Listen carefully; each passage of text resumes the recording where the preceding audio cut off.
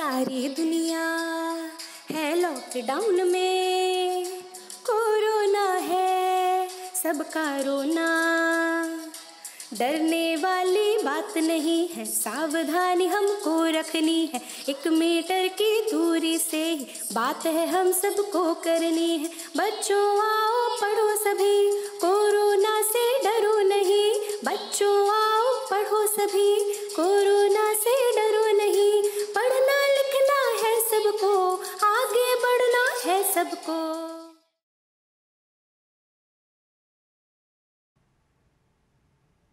नमस्कार बच्चों, मैं वंदना वर्मा, प्रवक्ता नारी शिक्षा निकेतन इंटर कॉलेज, एक बार फिर कक्षा 12 गणित के अध्याय 4 सारणिक के अध्ययन हेतु आपके समक्ष उपस्थित हूँ। बच्चों, आज हम पाठ 4 सारणिक के भाग 4 का अध्ययन करेंगे, उसको समझेंगे। बच्चों, इसके पहले हमने पाठ 3 में सारणिकों के गुणधर्म को समझा और उनसे संबंधित प्रश्नों को हल किया था।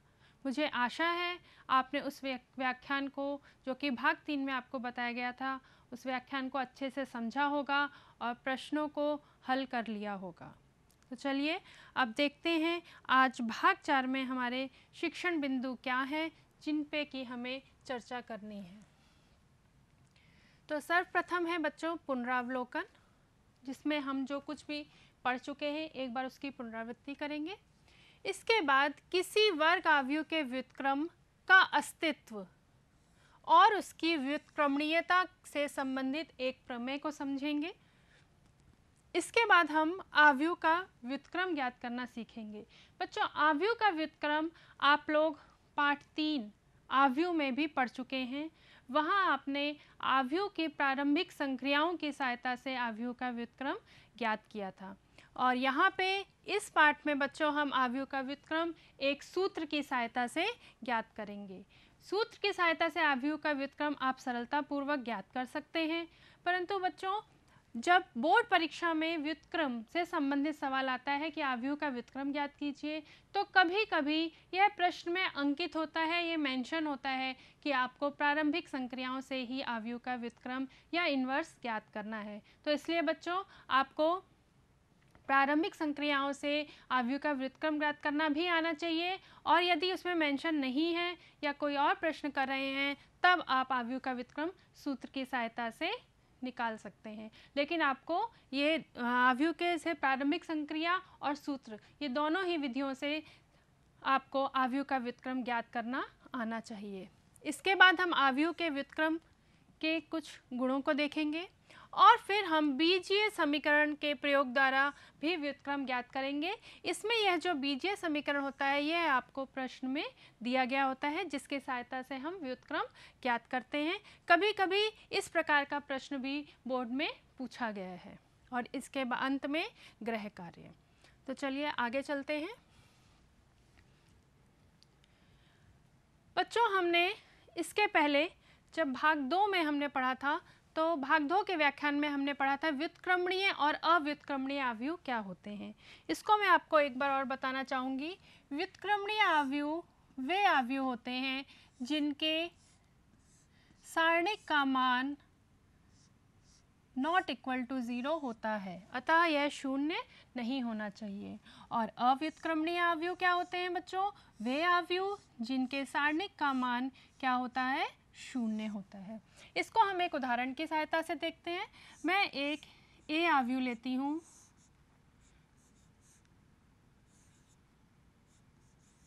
वन, ये मैंने आव्यूह लिया।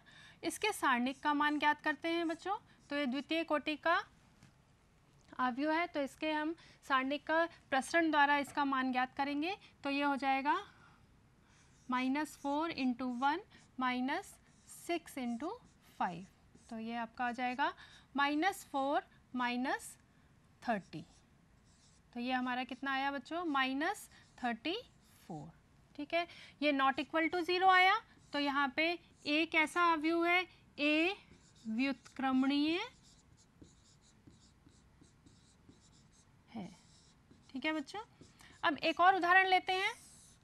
यहाँ पे मैं एक आव्यूह बी लेती हूँ, 1 2 3 6 और इसके सारणिक का मान ज्ञात करते हैं प्रसरण से।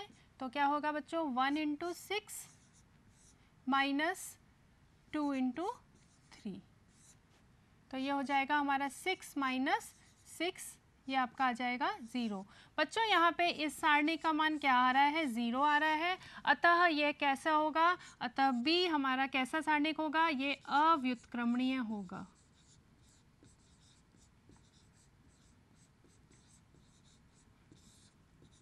ठीक है बच्चों, तो ये हम लोग पहले पढ़ चुके हैं कि व्युत्क्रमणीय और अव्युत्क्रमणीय आव्यूह किसे कहते हैं।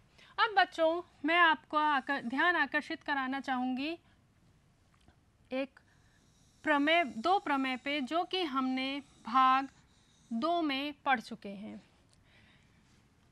यदि हम पहली प्रमेय हमने पढ़ी थी, यदि A व B समान कोटि के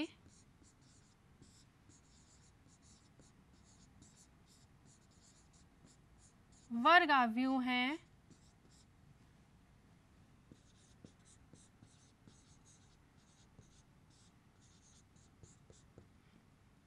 तब हमने एक प्रमेय पढ़ी थी कि A और B आव्यूह के गुणनफल का जो सारणिक होगा वह क्रमशः उनके सारणिकों के गुणनफल के बराबर होगा। यह प्रमेय हमने पढ़ी थी बच्चों भाग 2 के व्याख्यान में।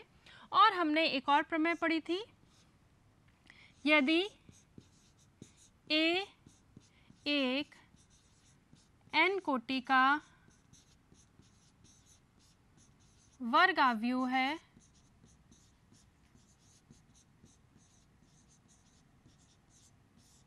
तो हमने एक ये प्रमेय भी पढ़ी थी। और बच्चों हमने, आप देखिएगा इसको भाग 2 में, तो हमने इसको सत्यापित भी किया था।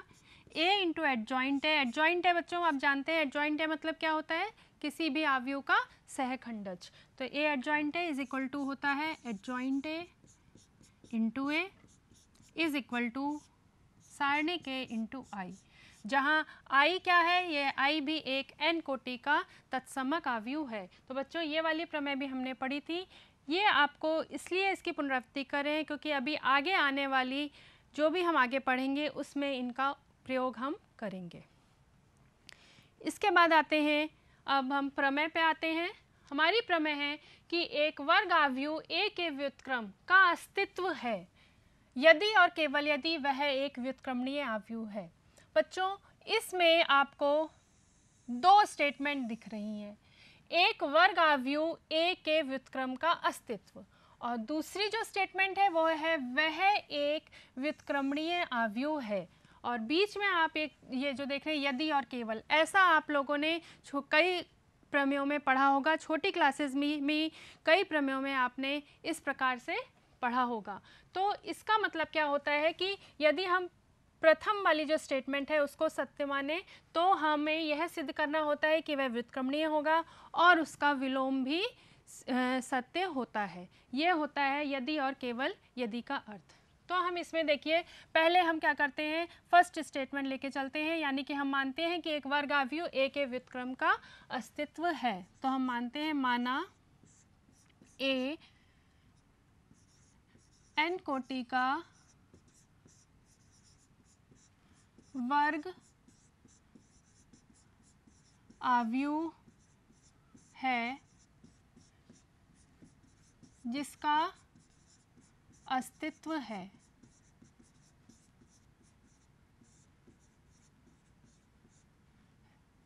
और I n कोटि का हम तत्समक आव्यूह लेते हैं।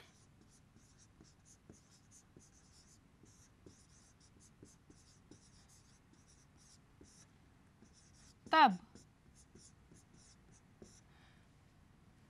n कोटि के वर्ग आव्यूह B का अस्तित्व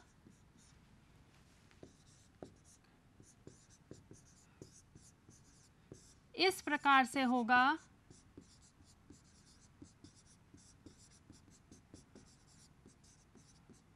कि ए बी बराबर बी ए बराबर आई। ये अभी अभी आपको मैंने पुनरावलोकन जब किया तब मैंने आपको इस प्रमेय को समझाया है। तो इस प्रकार से इसका अस्तित्व होगा। अब इसमें हम ए बी बराबर आई लेते हैं, तो ए बी बराबर बी आई। ये बच्चों ये जो है इसको आप पढ़ चुके हैं, जब आपने आव्यूह में व्युत्क्रम पढ़ा था तब आपने ये पढ़ा था कि ए बी बराबर बी ए बराबर आई होता है यदि वर्ग आव्यूह ए के व्युत्क्रम का अस्तित्व है। तो ए बी बराबर आई हो गया।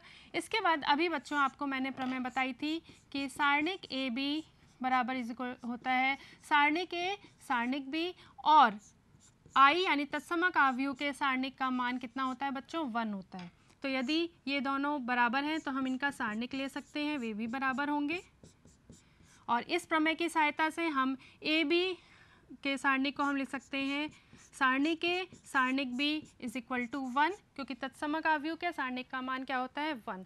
तो इस प्रकार से बच्चों ये आया है। इसका अर्थ होता है अतः ए नॉट इक्वल टू 0 होगा, क्योंकि इन दोनों के सारणिक का यदि गुणनफल 1 आ रहा है इसका मतलब है इनमें से ना तो सारणिक ए 0 होगा और ना ही बी, अतः सारणिक ए इज नॉट इक्वल टू 0, अतः यह व्युत्क्रमणीय होगा। अतः ए व्युत्क्रमणीय है। ठीक है बच्चों, अब हम इसका विलोम लेके चलते हैं।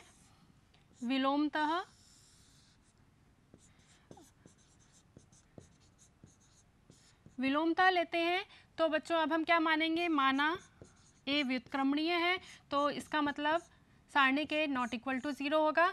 इसकी भी प्रमेय अभी आपको मैंने पुनरावृत्ति या पुनरावलोकन में आपको बताया है कि A into adjoint A is equal to adjoint A into A is equal to सारणिक ए इंटू आई होता है। हम पूरे समीकरण में क्या करते हैं, सारणिक ए से भाग दे देते हैं।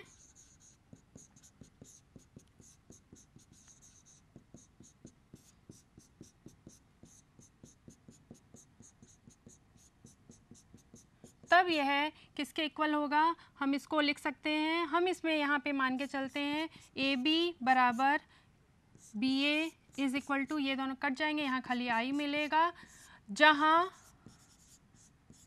जहाँ बी बराबर बच्चों यहाँ पे क्या है, यहाँ पे हम बी को ये मान रहे हैं एडजॉइंट ए अपॉन सारणिक ए, ये तो यहाँ पे बी क्या है बच्चों 1 अपॉन सारणिक ए इंटू एडजॉइंट ए।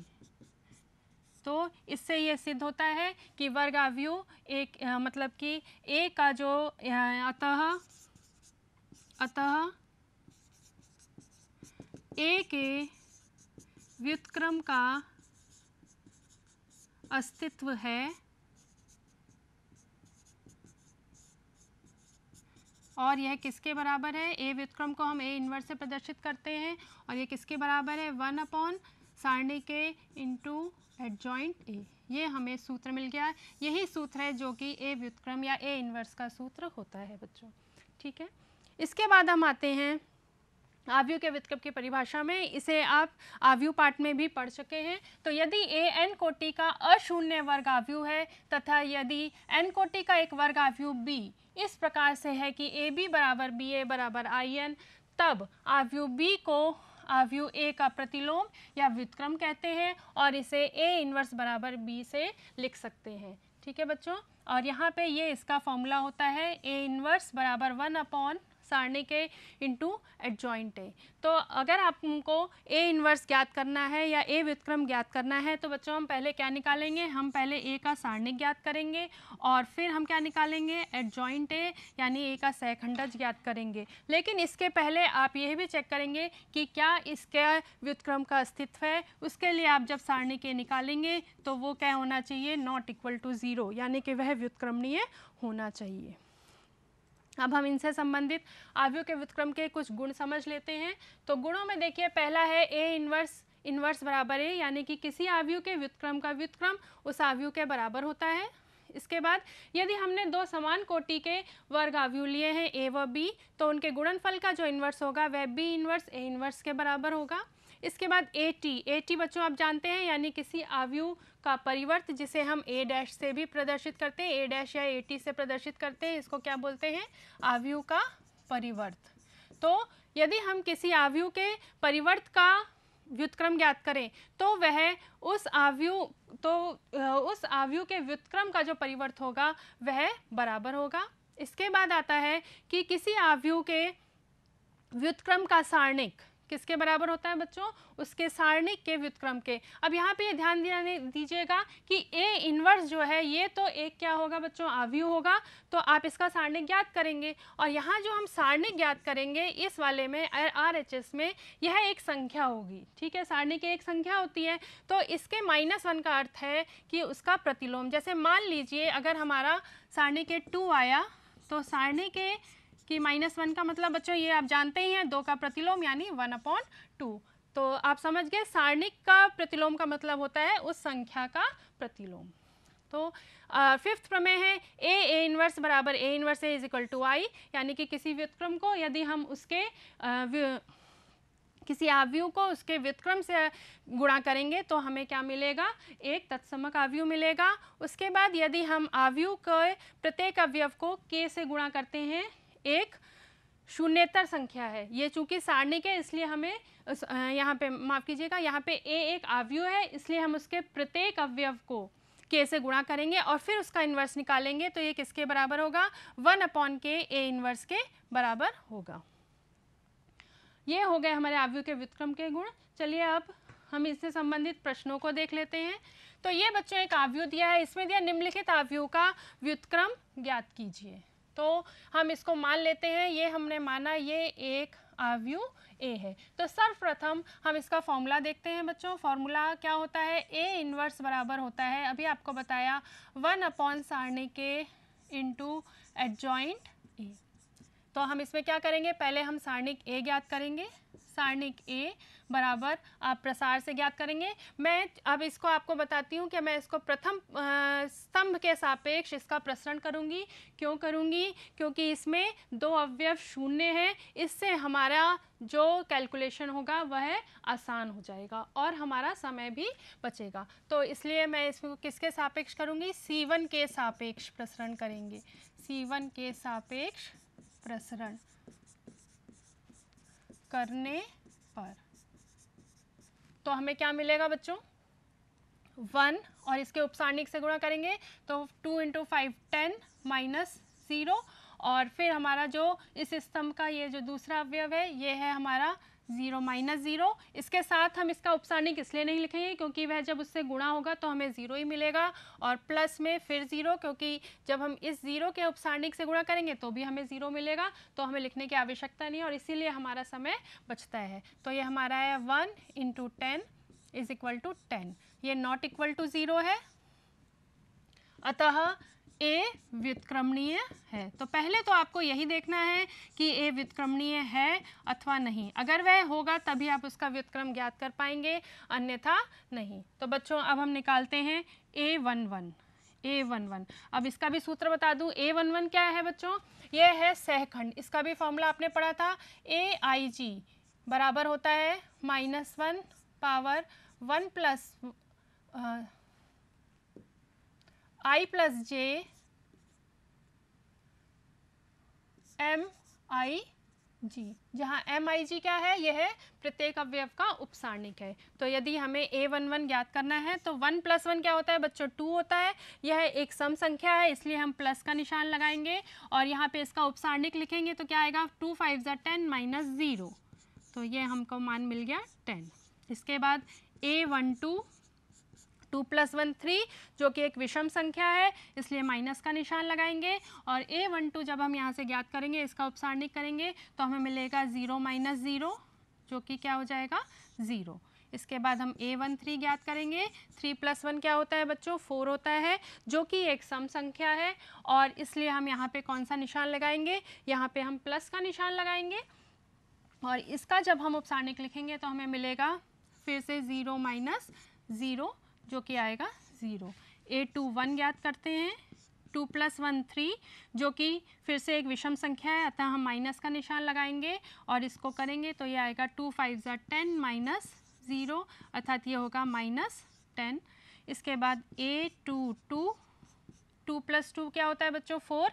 यह एक सम संख्या है इसलिए प्लस का निशान लगेगा और इस अवयव का उपसारणिक ज्ञात करेंगे तो हमारा आएगा 5 - 0, ये हमारा हो जाएगा 5। इसके बाद A2 3 करेंगे तो यहाँ पे आएगा 2 + 3। फिर कैसी संख्या है बच्चों, ये एक विषम संख्या है तो इसलिए माइनस का निशान लगाएंगे और इस अवयव का उपसारणिक देखेंगे तो हमें क्या मिलेगा,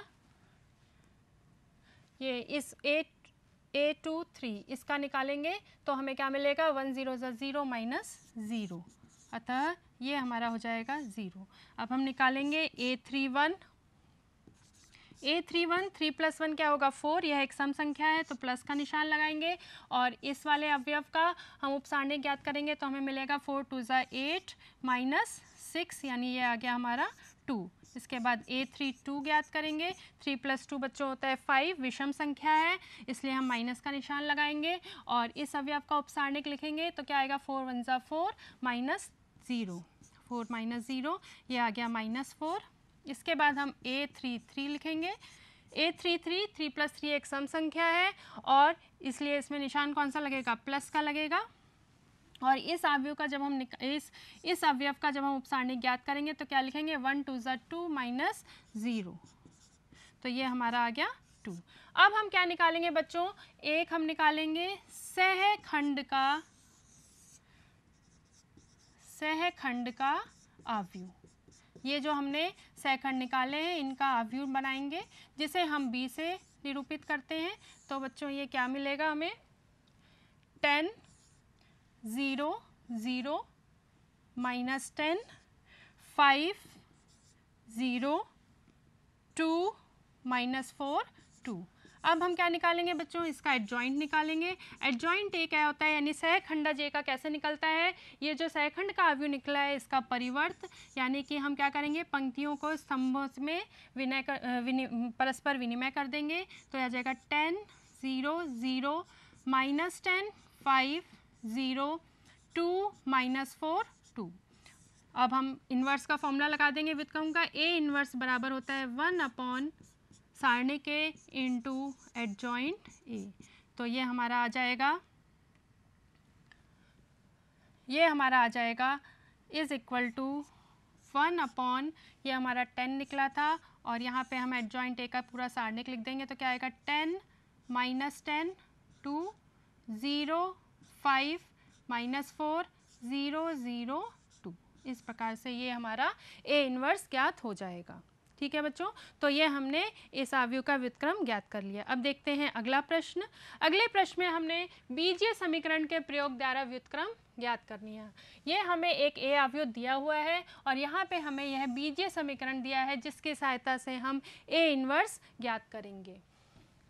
तो पहले हम बच्चों ए स्क्वायर निकालते हैं। ए स्क्वायर यानी कि ए क्रॉस ए और ए का गुणा करेंगे तो 3 1 -1 2 और 3 1 -1 2 इन दोनों का गुणा करेंगे।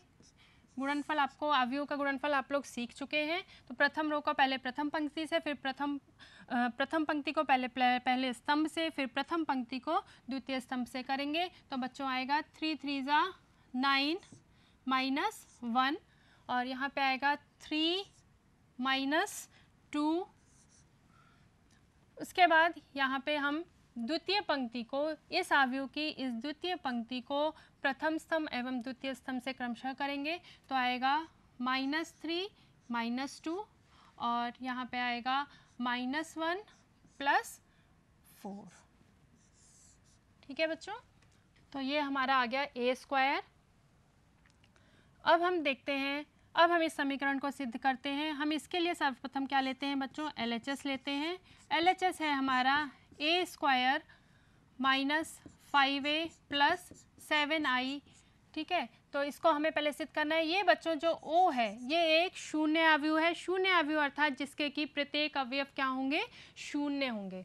तो इसमें हम मान रख देते हैं, यहीं पे रखते हैं। ए स्क्वायर है हमारा 8 5 -5 3 -5, ए का मान रख देंगे तो आएगा 3 1 -1 2 और यहाँ पे +7 1 0 0 1। इसको हल करते हैं तो क्या आएगा 8 5 -5 3 और ये चूँकि अवयव है तो 5 अंदर प्रत्येक अवयव से गुणा होगा तो 15 5 -5 10 +7 0 0 7। ठीक है बच्चों, अब हम इसको हल करते हैं। तो ये सारणिकों का आपने योग और घटाना सीखा है, तो हम इसको लिखेंगे 8 - 15 +7 5 -5 +0 -5 +5 +0 3 -10 +7। और ये देखिए बच्चों, इसको हल करने पे ये भी 0 आ रहा है, ये भी 0 आ रहा है, ये भी 0 और ये भी 0। अतः ये किसके बराबर हो गया, ये एक हमारा 0 अवयव हो गया, अतः ये RHS के बराबर है। ठीक है बच्चों, इसके बाद अब हम इसका पहला भाग कर चुके हैं कि हमें दर्शाना है ये O के बराबर है। अब इसकी सहायता से हमें क्या ज्ञात करना है बच्चों, A इन्वर्स ज्ञात करना है। तो आप इसको नोट कर लीजिए और इसके बाद हम इसका अगला भाग करते हैं। अगले भाग के लिए अब हमें A इन्वर्स ज्ञात करना है। तो फिर से अब चूंकि हमने इसको सिद्ध कर दिया है तो हम इसी बीजीय समीकरण को लेके चलेंगे 0। इसको हम A² - 5A = ये O है बच्चों, 0 नहीं है, O है, O - 7I। तो यहाँ पे A² - 5A = जब हम शून्य अवयव में किसी भी अवयव को घटाते हैं या जोड़ते हैं तो हमें वही अवयव प्राप्त होता है, तो -7I आ गया ये। अब हम इसमें क्या करेंगे, इसमें हम A इन्वर्स से या A व्युत्क्रम से उत्तर गुणन करेंगे, यानी कि पोस्ट मल्टीप्लाई करेंगे। ठीक है, तो ये आ जाएगा A² को हम A लिख सकते हैं, हमने A इन्वर्स कर दिया। उत्तर गुणन यानी कि पोस्ट मल्टीप्लाई यानी बाद में करेंगे, और -5A A inverse = -7I A inverse. अब बच्चों आपने ये भी पढ़ा है कि A इन्वर्स हमारा कितना होता है, I होता है, और IA इन्वर्स भी कितना होता है बच्चों, A इन्वर्स होता है। तो इसलिए ये हो जाएगा AI - 5I = -7A इन्वर्स। आप लोगों ने बच्चों ये भी गुणधर्म पढ़ा है कि AI बराबर कितना होता है, A होता है। अतः हम इसको क्या लिख देंगे, A लिख देंगे, -5I = -7A इन्वर्स। A का मान हमें यहाँ से लेंगे प्रश्न से। A का मान हमारा क्या है, 3 1 -1 2 माइनस में 5, I एक तत्समक अवयव है तो 1 0 0 1 = -7A इन्वर्स। इसके बाद बच्चों यहाँ पे हम देखते हैं इसको, तो ये इसको फिर हल करेंगे। अब यहाँ पे फिर से वही होगा, 5 अंदर गुणा हो जाएगा प्रत्येक अवयव से, तो आप इसको लिखेंगे 3 1 -1 2 -5 0 0 5 = -7A इन्वर्स। इसको हम हल करेंगे तो आप क्या लिखेंगे, 3 - 5 1 - 0 -1 -0 और 2 -5। ठीक है बच्चों, तो ये हमारा आ जाएगा -7A इन्वर्स। अब इसको देखते हैं आगे, तो ये आ जाएगा हमारा -2 1 -1 -3, ये हो गया हमारा -7A इन्वर्स। ठीक है बच्चों, अब हम -7 को यहाँ भाग कर देंगे तो -1/7 -2 1 -1 -3 = हो गया A इन्वर्स, और माइनस का साइन अंदर हम फिर गुणा कर देते हैं तो हमें मिल जाएगा 2 -1 1 3 और 1/7, ये हो गया हमारा A इन्वर्स। ये हमारा बच्चों आंसर है। ठीक है, तो बीजीय समीकरण के प्रयोग से हम इस प्रकार से व्युत्क्रम ज्ञात करते हैं। इसके बाद हम आते हैं गृह कार्य के पे। तो बच्चों प्रश्न 1 और 2 में दिए गए अवयवों का व्युत्क्रम ज्ञात करना है जिनका अस्तित्व है। अस्तित्व आप कैसे ज्ञात करेंगे, यदि वह व्युत्क्रमणीय है, यानी कि यदि हम A का सारणिक ज्ञात करेंगे, यदि वह ≠ 0 आ रहा है तब तो अस्तित्व है, और यदि अस्तित्व होगा तभी आप व्युत्क्रम ज्ञात करेंगे, अन्यथा नहीं। इसके बाद प्रश्न 3 में आपको इसको सत्यापित करना है। तो आप पहले ए और बी का गुणनफल निकाल के उसका इन्वर्स निकालिएगा और फिर B inverse A inverse RHS को लेके हल करिएगा और LHS RHS को सिद्ध करिएगा। ये बच्चों यहाँ पे बीजीय समीकरण की सहायता से फिर आपको ए इन्वर्स निकालना है और यहाँ पे एक तृतीय कोटि का आव्यूह है। तो बच्चों ये आप प्रश्न करिएगा। आशा है कि आज के व्याख्यान में आपको जो भी कुछ पढ़ाया है वह समझ आया होगा और इनसे संबंधित प्रश्नों को आप गृह कार्य को भी करिए और आपकी पाठ्यपुस्तक में जो प्रश्न दिए हैं उनको भी आप हल करिए। धन्यवाद बच्चों। और अब मैं आपको ऑनलाइन अभ्यास के बारे में थोड़ी सी जानकारी दे दूं कि यह अध्याय और पाठ्य सामग्री आपको मानव संसाधन विकास मंत्रालय भारत सरकार द्वारा विकसित दीक्षा मोबाइल एप्लीकेशन पे उपलब्ध है, जिसे कि आप गूगल प्ले स्टोर या iOS से डाउनलोड कर सकते हैं। उस ऐप को डाउनलोड कर आप अध्याय से संबंधित प्रश्नों और अन्य गतिविधियों का अभ्यास कर सकते हैं तथा यदि आपको किसी बिंदु पर शंका या स्पष्टता की आवश्यकता हो तो आप अपने शिक्षक से ऑनलाइन ई-लर्निंग या व्हाट्सएप वर्चुअल क्लासेस के माध्यम से उसका समाधान भी कर सकते हैं। और प्रस्तुत वीडियो बच्चों यूट्यूब चैनल उत्तर प्रदेश माध्यमिक शिक्षा विभाग पर उपलब्ध है, जिसे आप सब्सक्राइब कर देख सकते हैं।